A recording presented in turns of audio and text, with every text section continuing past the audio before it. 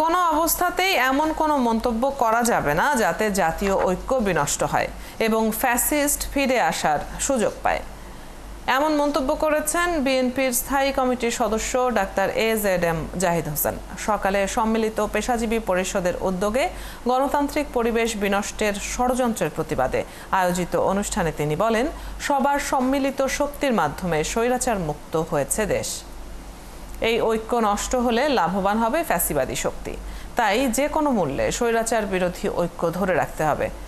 এ সময় সকলকে রাজনৈতিক শিষ্টাচার বজায় রাখার আহ্বান জানিয়ে তিনি বলেন, বিএনপির শীর্ষ নেতাদের বিরুদ্ধে অপ্রীতিকর বক্তব্যে আমরা মর্মাহত হয়েছি।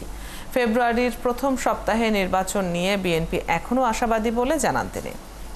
শিষ্টাচার বহির্ভূত কার্যক্রম যারা করছেন তাদেরকেও আমরা অত্যন্ত স্পষ্ট ভাষায় বলতে চাই, আপনারা দেয়ালের লিখন পড়তে শিখুন, আয়নায় নিজেদের চেহারা দেখুন। কোন অবস্থাতেই এমন কথা বলবেন না যেটি রাজনৈতিক ঐক্যকে বিনষ্ট করে স্বৈরাচারকে পুনঃপ্রতিষ্ঠা করার সুযোগ দেয়।